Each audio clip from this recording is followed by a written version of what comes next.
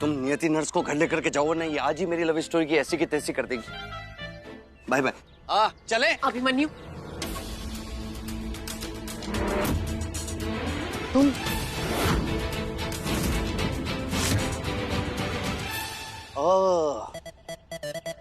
तुम्हें भी पुचके खाने हैं क्या? तो खा लेना, मतलब थोड़ा सा साइड में रहना। वो क्या है ना कि आज हमारी पर्सनल बातें होने वाली हैं। ना मैं पुचके खाऊंगी ना तुम बस घर चलो। बिना बताए आ गए, घर पर सब परेशान हो रहे होंगे। और नहीं गया तो क्या करोगी? या मुझे उठा के लेके जाओगी या फिर जबरदस्ती गाड़ी में ठूस दोगी? मतलब एक नंबर की गुंडी हो तुम, मतलब खतरनाक। मैं बस एक फोन लगाऊंगी तुम्हारी माँ को, उन्हें बताऊंगी कैसे तुम बिना बताए घर से फिर से भाग गए।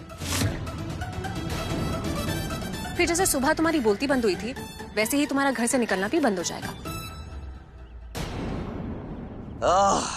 एक तो ये मुझे माँ के नाम पर धमकी देना बंद करो तुम, समझी? मैं डरता वरता नहीं हूँ किसी से। मैंने कब कहा तुम डरते हो?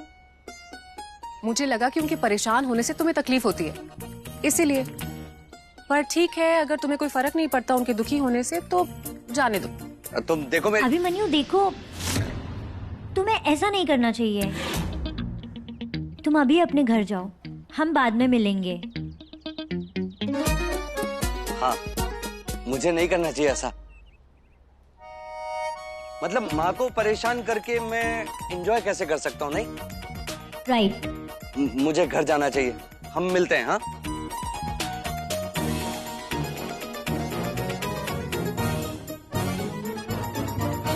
और हाँ, तुम ये मत सोचना कि मैं तुमसे डर के घर जा रहा हूँ। अगर ऐसा कोई डाउट दिल में हो ना तो उसे बाहर निकाल देना। वो क्या ना, मेरी माँ परेशान हो जाएगी इसलिए घर जा रहा हूँ। और मैं तुम्हें कॉल करूंगा। अच्छा, कैसे? नंबर है तुम्हारे पास? अरे तुम्हारा नंबर तो मेरे दिल में है। आंख बंद करके 10 डिजिट डायल करूंगा ना अपने फोन के, तो रिंग तुम्हारे फोन में ही बजेगी। तुम्हें पता है ना, तुम बिल्कुल पागल हो। चलो मैं चलता हूँ, बाय, सी यू। आजो। बाय।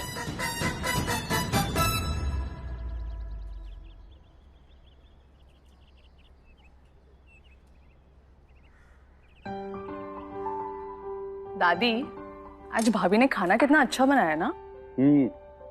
इसलिए मैंने बहुत ज्यादा खा लिया। भाई सच्ची में खाना तो बहुत ही बढ़िया बना है। अरे पर वो खाना बनाने वाली कहाँ रह गई? अरे उससे तो अभिमन्यु को लेने भेजा था ना। हाँ माँ, वो दोनों भी नहीं है, डॉक्टर आनंद भी नहीं आए। कामना, हाँ? अपने भैया भाभी को बुला के ला। जी।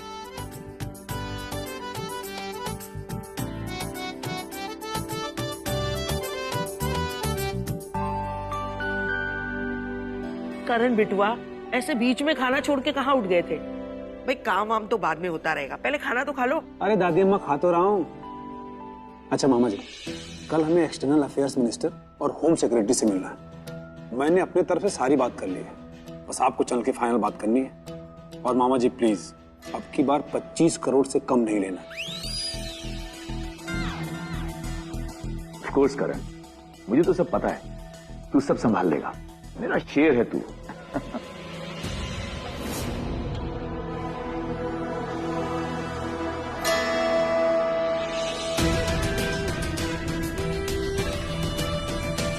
ये नालायक समर भी ना इसे दोस्तों के साथ छुट्टियों पे अभी जाना था। वो वहां मटरगस्ती कर रहा है और यहाँ करण जीजा जी का चहेता बनता जा रहा है दिन ब दिन।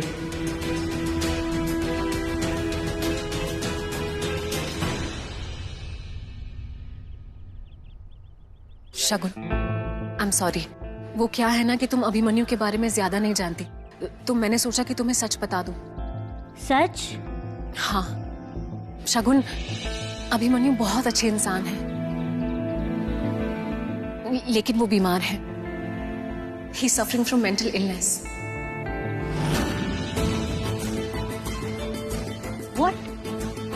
Mental illness? और तुम उसकी नर्स हो ना?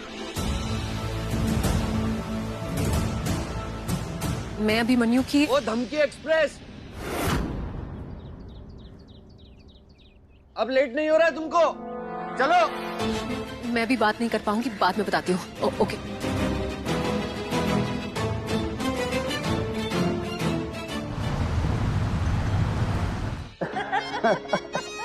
अम्मा, हाँ। चाय पीने की इच्छा हो रही है, पियोगी? हाँ हाँ, काहे नहीं।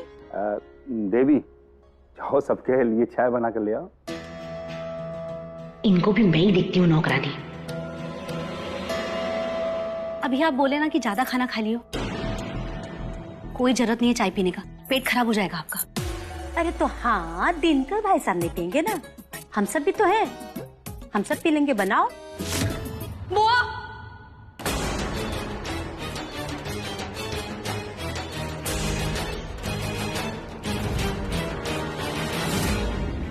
क्या हुआ? इतनी घबराई हुई क्यों है तू? क्या हुआ? कुछ तो बोलो बेटा। अभिमन्यु भैया रूम में नहीं है। हमने पूरा घर ढूंढ लिया, नियति भाभी और डॉक्टर आनंद वो भी कहीं नहीं मिल रहे। What? घर पे नहीं? ऐसे कहां चले गए तीनों के तीन? हे दुर्गा मैया, अभिमन्यु ने कहीं फिर से कोई बखेड़ा तो नहीं खड़ा कर दिया? भगवान झूठ ना बुलाए। देवी, कभी तो अच्छी बात बोला करो। हाँ, जब देखो जब उल्टी सीधी बातें करती रहती हो नॉन स्टॉप। अरे तुम खुद चुप करोगी कि हम चुप कराएं तुम्हें? अरे पता करिए ना। हम फोन करते हैं। करण, तुम्हारे पास आनंद का नंबर है ना? जी हाँ। उसे फोन लगाओ और पूछो कहाँ है वो। तब तक मैं अभिमन्यु को ट्राई करता हूँ।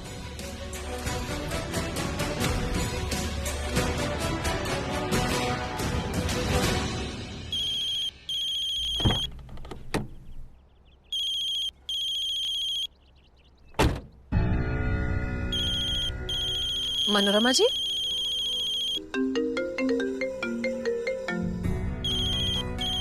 करण का कॉल आ रहा है। पापा का कॉल?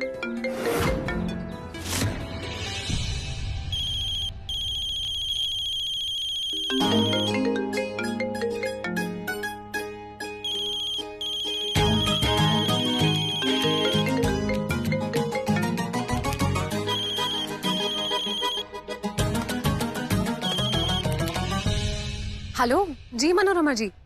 नियति, वो अभिमन्यु घर पर नहीं है बेटा। तुम्हारे और डॉक्टर आनंद के साथ है क्या? उसने कुछ किया तो नहीं? वो ठीक तो है? हाँ मनोरमा जी, अभिमन्यु हमारे साथ ही है, टेंशन की कोई बात नहीं है। मैं घर आकर आपको सब कुछ बताती हूँ। हाँ हाँ हाँ हाँ, ठीक है बेटा।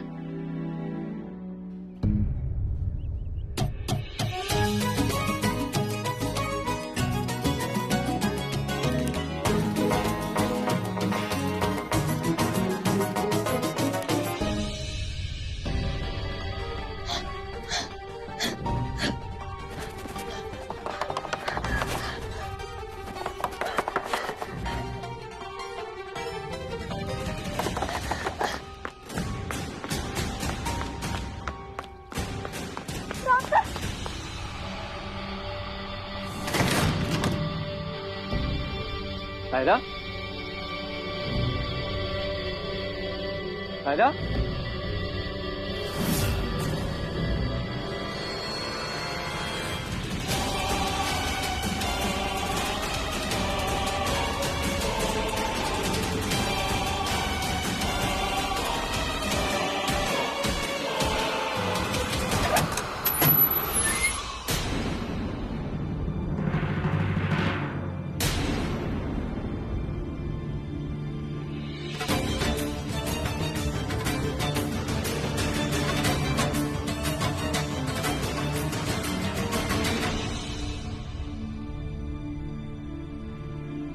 क्या भैया, क्या हाल है?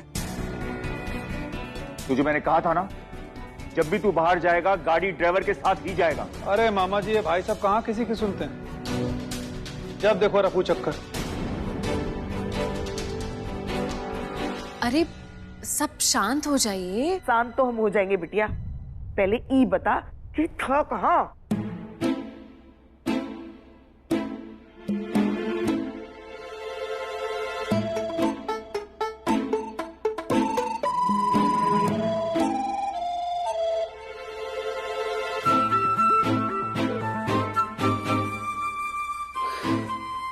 नियति जी, आप बड़ी दयालु हैं। प्लीज बचा लीजिए।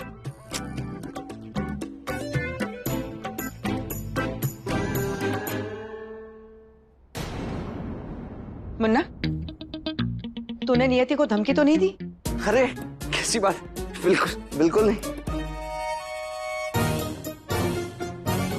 आप लोग प्लीज, मैं अभिमन्यु को बाहर ले गया था। वो क्या है ना, अभिमन्यु थोड़ा एक्सट्रोवर्ट इंसान है, तो कमरे में बैठे बैठे ये परेशान हो रहा था, एंग्शियस हो रहा था, तो मैं और नियति इसे बाहर ले गए।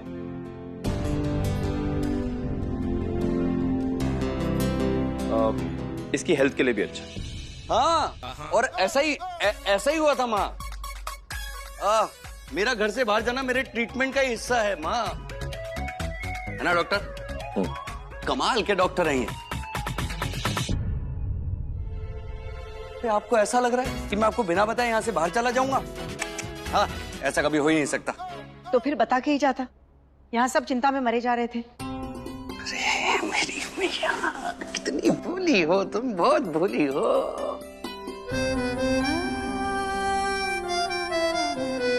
इतनी फिक्र मत किया करो, वैसे भी मैं अकेले थोड़ी ना गया था। अरे मेरे साथ डॉक्टर साहब थे, और जो आपने नर्स रखी है ना, ये तो परछाई की तरह मेरे पीछे पड़ी रहती है, और इसकी सीआईडी वाली नजरों से मैं बच सकता हूँ मैं फिर।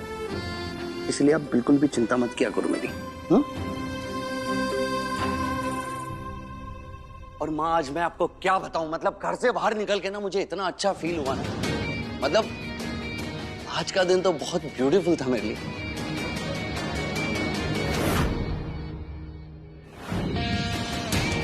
शगुन, मुझे तुमसे प्यार हो गया। I really love you. दिल की बात दिल में रखने पर विश्वास नहीं करता हूं, इसीलिए जो मेरे दिल में होता है वही जुबान पर होता है, और इसीलिए मैंने तुमसे कह दिया कि मुझे तुमसे पहली नजर में प्यार हो गया।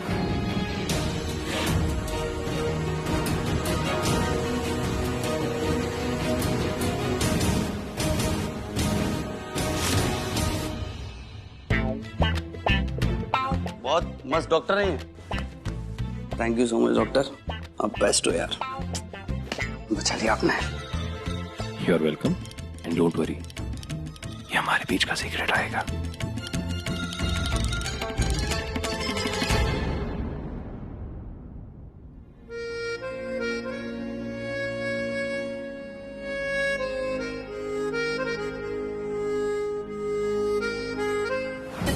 प्यार में कुर्बान होना तो किस्मत की बात होती है, और आज मैं अपनी जान तुम्हारे नाम करता हूं। आई लव यू शगुन।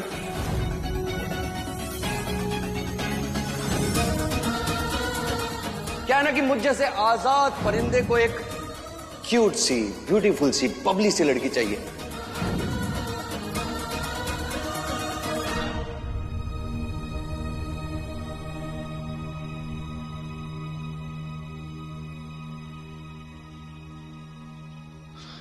नियति, हाँ करण भैया बोलिए। क्या हुआ मुझे बताओगे?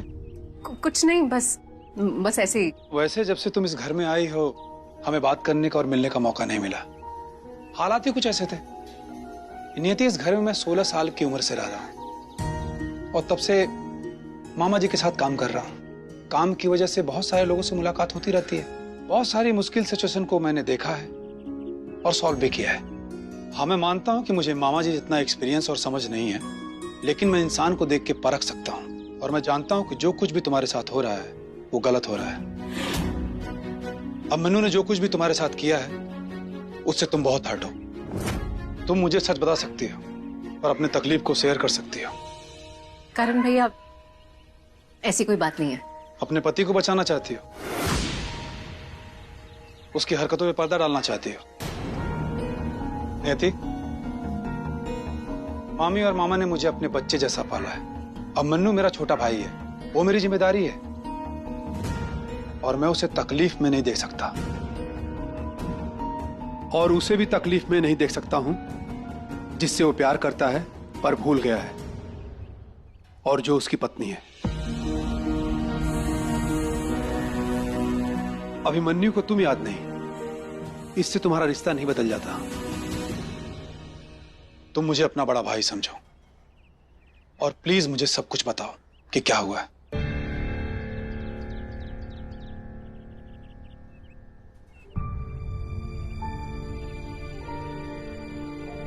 करण भैया, मार्केट में अभिमन्यु एक लड़की से मिला, फिर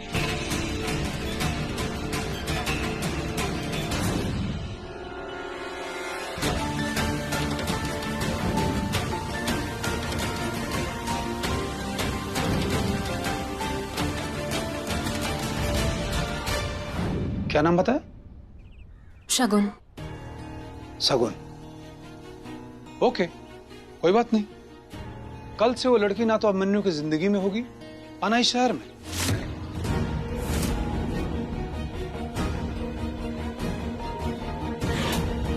करण भैया, आप क्या करेंगे? उससे बात करेंगे, उसे समझाएंगे कि अभिमन्यु की जिंदगी से दूर हो जाए। नहीं करण भैया, इसमें मुझे आपकी बातों से डर लग रहा है। उस लड़की की इसमें कोई गलती नहीं है। अभिमन्यु उससे पसंद करता है। उस बेचारी को तो सच भी नहीं पता। मैं उसे आज बताना चाहती थी लेकिन मैं बता नहीं पाई क्योंकि अभिमन्यु वहां पर था। ओके, तो कल चलेंगे, वहां चल के बात कर लेना। नियति, मुझे गलत मत समझना, मैं उसे बस अपने तरीके से समझाऊंगा। वो क्या है ना कि हमारे काम की वजह से हमारी पहुंच और हमारे कनेक्शन थोड़ा बहुत अच्छे हो गए, तो कभी वो हमारे काम आ जाते हैं, कभी हम उनके काम आ जाते हैं। लेकिन हाँ, तुम टेंशन मत लेना।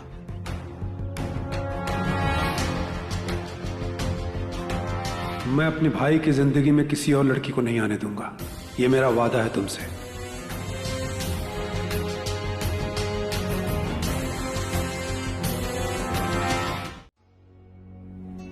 मुंबई का नंबर?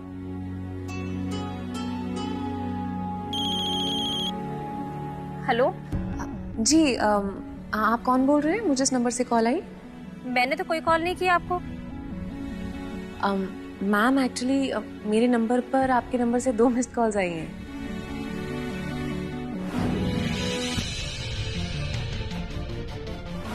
ओ हाँ, सॉरी, एक लड़की मिली थी मुझे। हो सकता है उसी लड़की ने कॉल किया हो आपको। नाम क्या था उस लड़की का? नाम तो नहीं बताया उसने मुझे, पर बहुत ही घबराई हुई लग रही थी। घबराई हुई थी? मुझे क्यों कॉल करेगी? आप बता सकते हैं वो लड़की दिखती कैसे थी प्लीज? वो पतली दुबली थी, लंबे बाल थे और उसके कानों में बड़े से इयररिंग थे। Okay, thank you.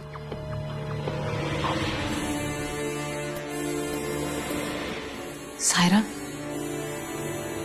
नहीं, सायरा कैसे हो सकती है? वो मुझे किसी और के नंबर से क्यों कॉल करेगी? या फिर कोई और लड़की थी? किसने मुझे कॉल किया?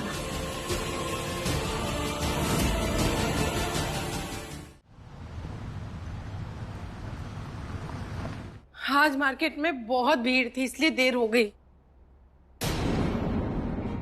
क्या हुआ, आप परेशान लग रहे हैं? सुलोचना, मुझे लगता है कुछ बड़ी गड़बड़ हो गई है। नियति तो ठीक है ना? सायरा का फोन आया था किसी अनजान नंबर से। तो फोन खो गया होगा उसका। अरे सुलोचना, बहुत परेशान लग रही थी वो।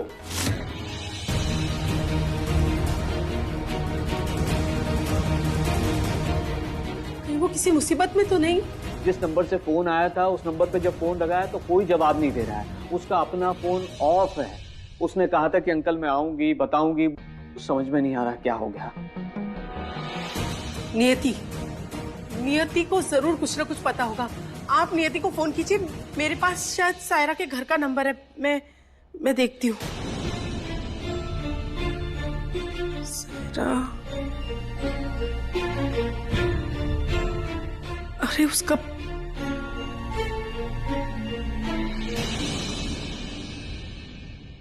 अरे आपने फोन क्यों नहीं किया नियति को? तुम्हें पता है क्यों? आप फोन कीजिए ना, वो आपकी बेटी है। पर क्या वो मुझे अपना बाप समझती है? देखो सुलोचना, ना तो उसने मेरी बात का मान सम्मान रखा और न ही मेरी बात की कोई मर्यादा रखी है। बस मुंह उठाया और उस अभिमन्यु और उसके परिवार वालों के पीछे चल पड़ी है। और जब वो लड़का उसको भूल गया है और जब तुम उसे लेने के लिए गई तब भी उसने तुम्हारा कहना नहीं सुना। जब उस अभिमन्यु ने उसके ऊपर उंगली उठाई तब भी नियति ने उस अभिमन्यु का ही साथ दिया। मुझे नियति से कोई बात नहीं करनी है।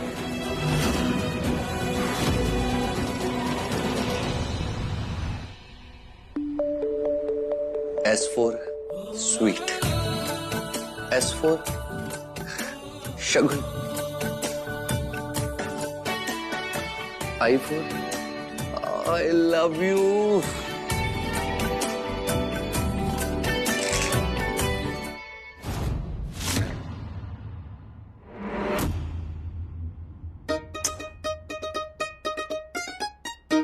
S for सिरदर्द.